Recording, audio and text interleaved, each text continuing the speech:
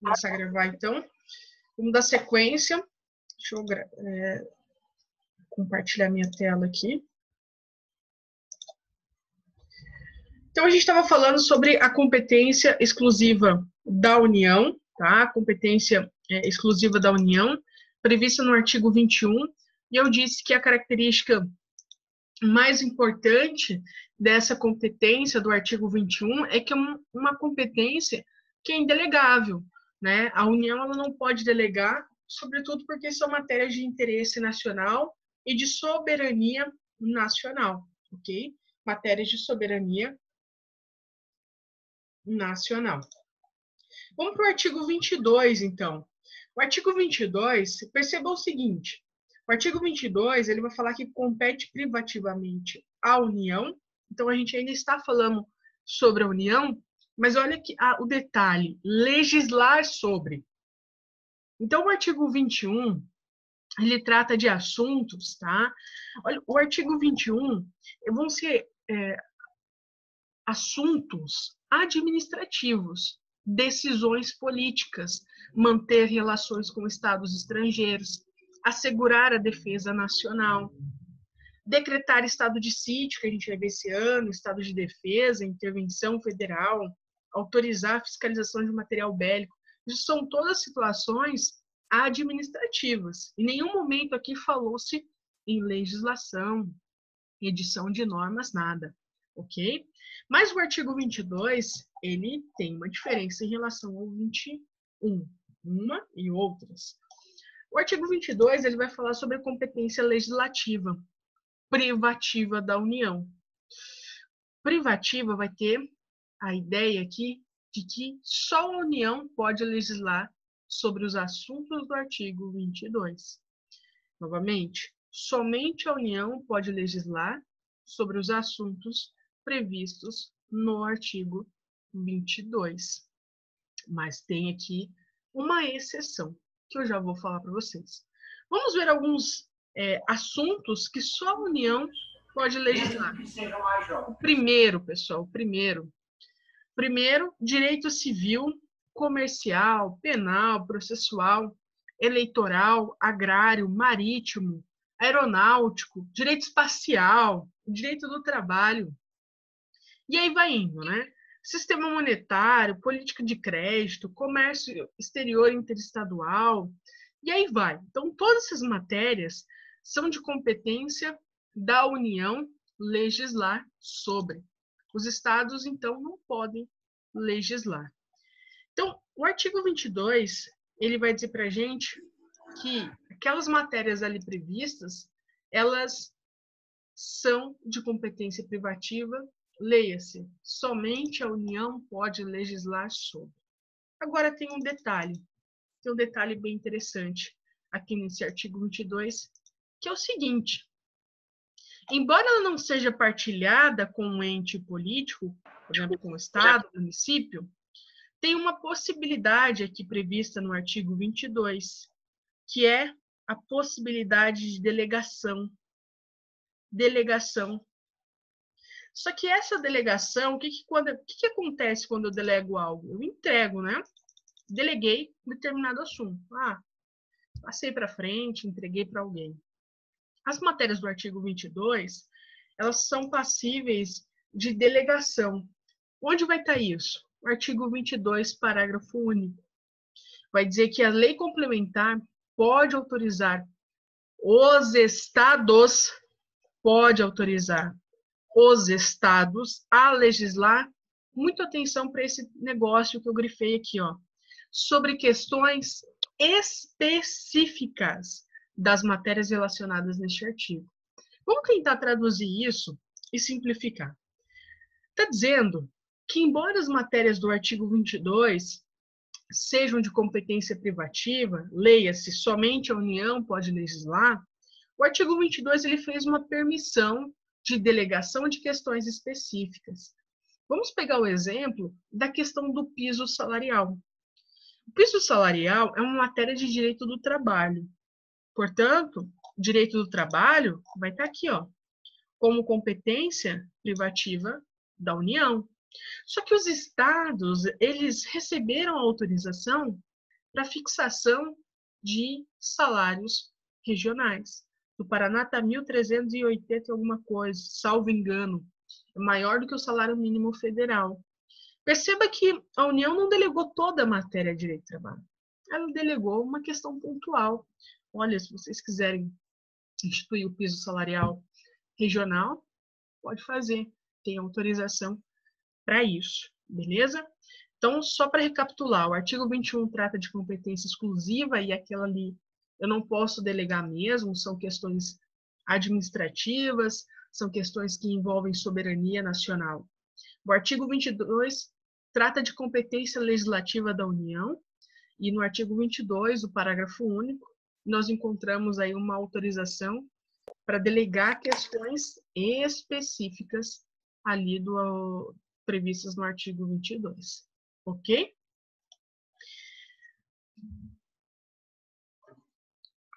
Ainda, vamos entender como é que fica quando houver essa delegação. Eu preciso, então, de uma questão formal, que vai depender de uma lei complementar. Depois, a questão material, no sentido de eu não posso delegar toda a matéria. Eu posso delegar parcialmente, ou seja, questões específicas e pontuais. Não posso entregar tudo. E uma outra coisa é a seguinte, eu não posso escolher um estado para qual eu vou delegar. Quando eu delego, eu vou delegar para todos os estados atuarem frente àquela questão que eu estou escolhendo, ok? Que eu estou escolhendo. E agora vamos para a competência material comum. A garganta está pedindo água.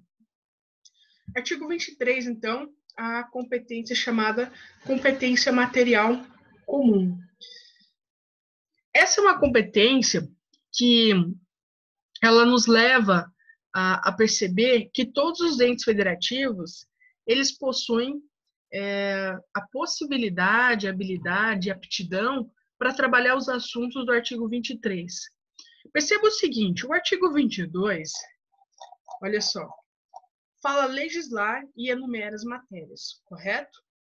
Já a competência comum aqui do artigo 23 são competências de natureza administrativa. Perceba os verbos que nós temos aqui no artigo 23. Zelar pela guarda da Constituição, cuidar da saúde, proteger documentos, impedir evasão. Perceba que não fala de matéria legislativa, mas falam de ações, fala de ações a serem tomadas, né? Medidas a serem tomadas, medidas administrativas, ações que esses entes federativos precisam adotar. Então, são matérias administrativas, ao contrário do artigo 22, que se trata de uma questão legislativa. E por que são matérias de competência comum? Perceba o que foi colocado no artigo 23. Zelar pela guarda da Constituição, das leis, instituições democráticas e conservar o patrimônio público. Ora, se a gente tem uma federação e um sistema democrático vigente, óbvio que todos os entes federativos devem cooperar para a manutenção dessa característica, para a manutenção desse sistema funcionando, né? Então, por isso, nós encontramos essa questão de zelar pela guarda da Constituição. Cuidar da saúde, proteção das pessoas portadoras de deficiência, que têm uma vulnerabilidade, né, que precisam de uma proteção maior. Proteger documentos de valor histórico, no inciso 3º, né? O 4º, impedir evasão, destruição e descaracterização de obras de arte e outros bens de valor histórico, artístico e cultural. O 5 fala de proporcionar meios de acesso à cultura e assim por diante. Então, matérias de competência administrativa. Então, feita essa primeira análise, novamente, que todos os entes federativos podem realizar na competência comum, eles devem atuar, só que aqui houve uma preocupação do nosso legislador originário. É uma competência comum que todos podem desenvolver, só que nós temos uma solução na Constituição. Nós temos aqui uma medida a ser adotada para que também não vire bagunça. Por que não vire bagunça? Para que, vamos pensar que o Estado adote a mesma medida já tomada pelo município, por um município. Ou a União também tenha adotado uma mesma medida que o Estado já tenha tomado. Isso haveria desperdício de recurso público, né? A gente teria, primeiro, decisões iguais para o mesmo objetivo. Com certeza vai ter dinheiro público saindo pelo ralo. Então, o ideal é que isso não aconteça, tá? Que isso não aconteça. E para isso, nós temos uma solução que eu já vou falar para vocês. Mas só para ficar bem fixado, a ideia do 23 é uma cooperação entre os entes federativos. Essa espécie de competência, ela também é chamada de cumulativa. Por que chamada cumulativa? Significa que esses assuntos, eles vão ter uma soma de ações entre os entes federativos, eles vão se somar, nenhum exclui o outro. Se o Estado adota uma medida e o município também, bacana, muito bom, são assuntos que interessam a todos. Então, nenhuma proteção se exclui aqui, pelo contrário, elas vão se somar, tá? Elas vão se somar. Só que, novamente, para não haver desperdício de recurso público ou outras medidas, o nosso artigo 23, ele fez aqui uma previsão, uma solução. Vamos organizar esse negócio. É cumulativo, beleza, maravilha, todo mundo pensando sob a mesma ótica, só que a gente precisa adotar um sistema para evitar qualquer problema, né? Como é que a gente vai fazer isso? Nós vamos fazer aqui, ó, o 23, parágrafo único. As leis complementares, elas vão fixar normas de cooperação entre União e Estados, Distrito Federal e os municípios, tendo em vista o equilíbrio do desenvolvimento e bem-estar em âmbito nacional. Esse artigo 23, tem alguém com... Ju? Só desliga o microfone, por favor.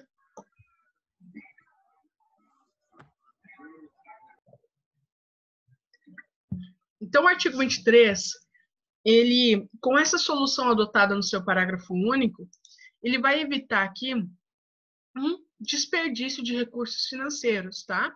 Um desperdício de recursos financeiros. Vamos recapitular. Artigo 21, competência exclusiva da União, não é passivo de delegação, são matérias de interesse de soberania nacional. O artigo 22, matéria de competência privativa, mas são competências legislativas. O artigo 23, uma competência comum entre todos os entes federativos, e essa competência comum tem sinônimo de cooperação. E para evitar qualquer choque e desperdício financeiro, o artigo 23, no seu parágrafo único, vai prever uma solução de que deve haver uma lei complementar para fixar essas normas de cooperação entre União, Estados e Distrito Federal. Ok?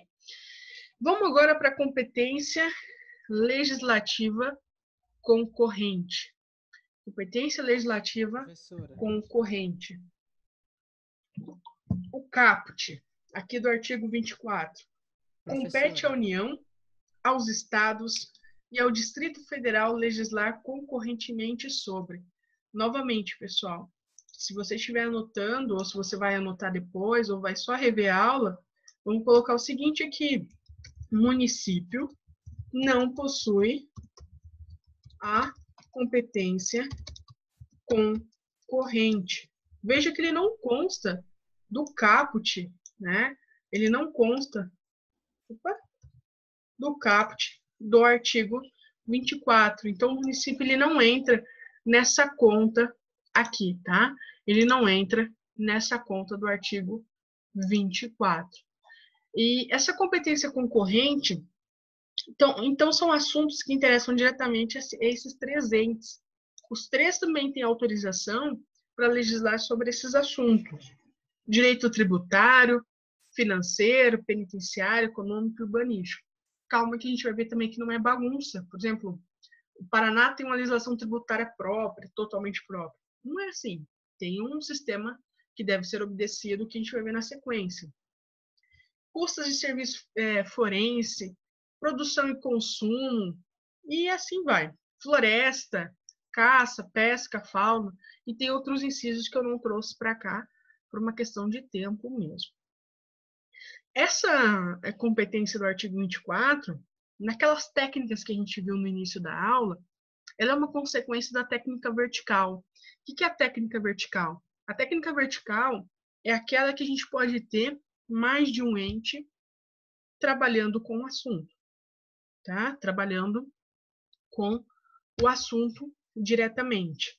Então, trata de uma competência vertical.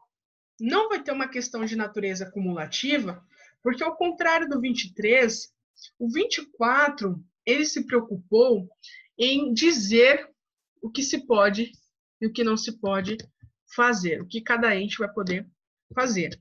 Vamos entender essa estrutura, então.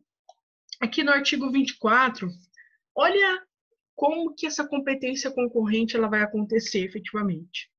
O parágrafo 1º, ele vai disciplinar o seguinte: no âmbito da legislação concorrente, a competência da União limitar-se-á a estabelecer normas gerais.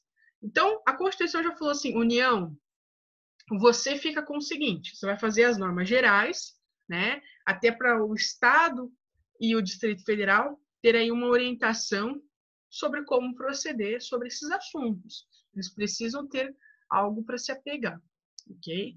O parágrafo 2º, a competência da União para legislar sobre normas gerais não exclui a competência suplementar dos Estados. Leia-se, os Estados ainda podem atuar frente a essas situações. O parágrafo 3º, inexistindo lei federal sobre normas gerais, ou seja, vamos pensar que a União não editou nenhuma norma sobre o assunto lá do artigo 24. Como é que isso vai ficar? Vai dizer que os Estados, nesse caso, eles exercem a competência legislativa plena, já vou explicar, para atender às suas peculiaridades. E o parágrafo 4º, a superveniência de lei federal sobre normas gerais suspende a eficácia da lei estadual no que lhe for contrário. Vamos aqui por partes, então. O esquema está aqui. O esquema de como vai ficar eu fiz para vocês.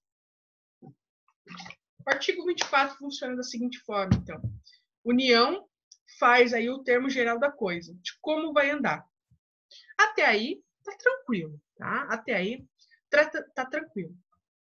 União fez norma geral e o Estado e o Distrito Federal, então, fazem as chamadas normas específicas de acordo com questões regionais, tá? Essa é a competência suplementar que a gente chama dos Estados. Só que, vamos pensar que, de repente, a União não fez a chamada norma geral. Se ela não fez a norma geral, os Estados eles vão ter a chamada competência legislativa plena.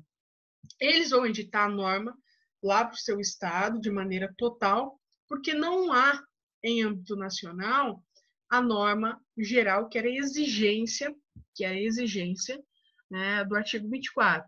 Então, a Constituição falou, olha, diante de uma possível omissão, de uma lacuna, o Estado e o Distrito Federal então, vai poder aí ter a chamada competência legislativa plena, ok?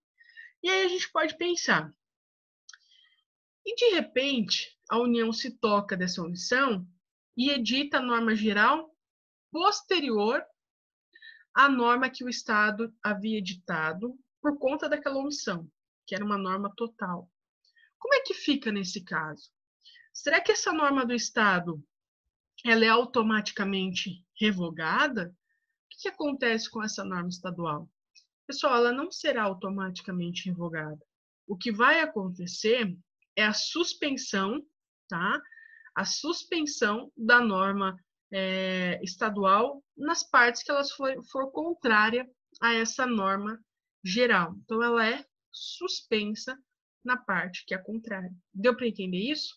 Então, no artigo 24, a União edita a norma geral, o Estado faz a suplementação dessa norma geral, de acordo com a sua peculiaridade. Se a União não fez isso, ficou omissa, aí os estados vão fazer o quê? Vão editar plenamente essa legislação, ok? E aí, se a União, de repente, decide fazer a norma geral na sequência, o que vai acontecer é a suspensão da norma estadual anterior na parte que for contrária à norma geral editada, ok? Beleza? Professora, Oi? então vamos supor, igual no caso do Enem, que está sendo muito comentado aí o cancelamento do Exame Nacional do Ensino Médio. Uhum. Se um estado, por exemplo, cria uma determinada lei que fale, então, ó, nesse estado aqui nós vamos temporariamente suspender o Enem. E depois a União, então, pode vir e desconsiderar tudo isso, pelo que a senhora falou? Na verdade, o Estado ele não tem atribuição sobre o Enem, né, o Gustavo? Daí, Porque é nesse caso, nacional, né? isso, exatamente. Então, na verdade, ele nem vai ter poder para fazer isso. Não Eu vai acho que, conseguir. se eu não- salvo engano, tem um artigo da Constituição fala que compete estritamente à União legislar sobre educação, certo? Isso. Então, não vai. Opa, tem alguém esperando aqui. A gente não vai conseguir, nesse caso, dar permissibilidade para que os estados façam esse tipo de coisa. Nesse caso do Enem, eu estou acompanhando assim também as notícias. O que eu acredito que talvez seja feita alguma medida judicial via Supremo Tribunal Federal. Eu acho que pode ser assim que a gente veja alguma medida a ser tomada para que esse exame ele seja temporariamente suspenso, né, por conta dessa pandemia. A gente sabe que a questão das escolas estaduais que estão com aulas suspensas, tem alunos que não têm acesso à internet, né? Tem toda uma questão social por trás disso. Agora, como é que vai ficar? Eu não sei. Mas os estados, nesse caso, eles não vão, eles ficam de mãos atadas mesmo, porque o exame é aplicação aí da União, né, nessa questão desse processo seletivo. Falou? Ok, tranquilo, obrigado. De nada, Gustavo. Então vamos lá. Está. Artigo 24. Vamos seguir, então. Só para recapitular aqui, os municípios, eles não constam do artigo 24, tá? Eles não constam do artigo 24, então não vai não vai possuir a competência legislativa concorrente, só que lá no artigo 30, que eu já exibi para vocês, no inciso 2º, a gente vai encontrar a permissão dos municípios para suplementar as normas lá do artigo 24, tá? Lá, o conteúdo do artigo 24, ok? Então, tá aqui o artigo 30, inciso 2º, que vai permitir a competência dos estados legislarem sobre isso. Perfeito? Então, vamos para a competência do Estado-membro agora. Competência do Estado-membro. Lembre-se que eu falei que a competência do Estado-membro ela é uma competência de espécie remanescente, tá? Remanescente. Ou seja, sobrou para o Estado aquilo que não cabe ao município, que não cabe à União. Onde que está isso, professor? Está aqui, ó, artigo 25. Artigo 25. Pessoal, tranquilo? Estou indo muito rápido? Ou vocês desligaram aí o microfone e já estão dormindo? Como é que tá aí, né? Sextou? Tranquilo, professora. Tudo Tranquilo. certo? Tomando a cervejinha? É de lei, né? Sexta-feira. Então vamos lá, pessoal. Nos estados, ó, em relação aos estados, o que os estados podem fazer, o que não pode fazer? O estado, ele teve um esvaziamento da sua competência, tá? Um esvaziamento da sua competência. Porque o estado, ele ficou nesse limbo aqui, ó. São reservadas aos estados as competências que não lhes sejam vedadas por esta Constituição, tá? Por esta Constituição. É uma competência, então, do tipo remanescente, vai ser o que sobrar, vai ser sobre matérias que não cabem à União ou município. O Estado tem que estar ligado nisso aí. Se for matéria de município ou da União, o Estado ele não pode tocar. Então, como eu disse, competência ficou esvaziada, tá? Ficou esvaziada. No parágrafo 2º desse 25, o Estado membro é mais curtinho, tá? A União é que tem mais delongas. Cabe ao Estado, olha aqui, legislar, perdão, meu cérebro já está me derrubando. Cabe ao Estado explorar, diretamente ou mediante concessão, os serviços locais de gás canalizado, na forma da lei, vedada a edição de medida provisória para sua regulamentação. Muito bem, muito bem. Olha aqui, vamos pegar um caso prático que a gente vai ver o Estado atuando, tá? Que a gente vai ver o Estado atuando. Então, Estado não pode legislar sobre temas de interesse da União e nem sobre temas de interesse do município. Muito bem. A questão do transporte. Olha aqui, vamos ver esse vazio que o Estado conseguiu pegar para si.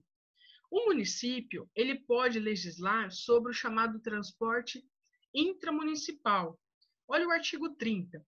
Vai dizer que o município ele pode organizar, prestar diretamente ou sob regime de concessão ou permissão os serviços públicos de interesse local, incluído o de transporte coletivo, que tem caráter essencial. Esse é o chamado transporte intramunicipal. Chamado transporte intramunicipal, ou seja, dentro do município, tá? Chamado dentro do município, ok? O artigo 21, ele vai trabalhar com a competência da União.